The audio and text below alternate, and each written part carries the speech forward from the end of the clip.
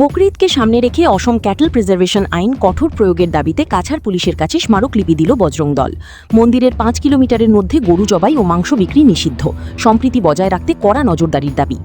কাছাড়ের additional SP crime স্যারের সঙ্গে দেখা করতে এসেছিলাম এবং আপনারা সবাই জানেন যে আসাম ক্যাটেল প্রিজার্ভেশন অ্যাক্ট 2021 আমাদের বর্তমান আসামে রয়েছে এবং সেই বিলে স্পষ্টভাবে লেখা আছে যে মন্দিরের 5 কিলোমিটারের ভিতরে কোনো ধরনের গোহত্যা করা যাবে না এবং কোনো জায়গায় গোমাংস পরিবেশন করা যাবে না।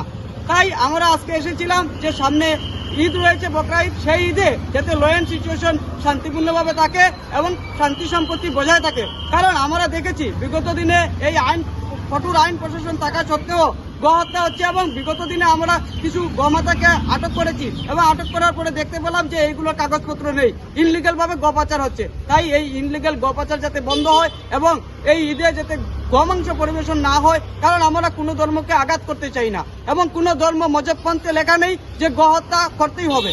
তাই আমরা সবাইকে বলতে চাই যে গোহত্যা থেকে বিরত থাকুন এবং যেসব জিহাদিরা তারপরেও গোহত্যা করবে তাদেরকে আমরা হুঁশিয়ারি দিয়ে বলতে চাই যে বজরং দল তৈয়ার রয়েছে। এই বজরং দল গোহত্যা কোনোভাবেই মেনে নেবে না। জয় শ্রীরাম।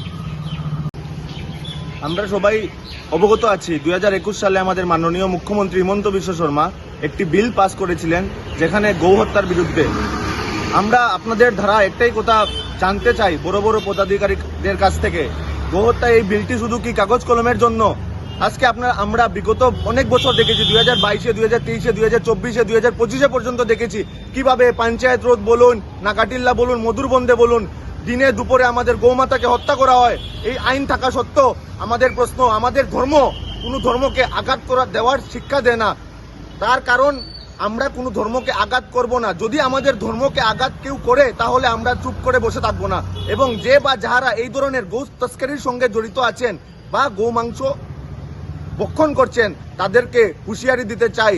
এবার যদি এরকম কিছু দৃশ্য আমাদের চোখের সামনে পড়ে আমরা আইন প্রশাসন হাতে নিতে বাধ্য হব এবং তার পরিণাম অনেক ভয়াবহ হবে। জয় শ্রীরাম।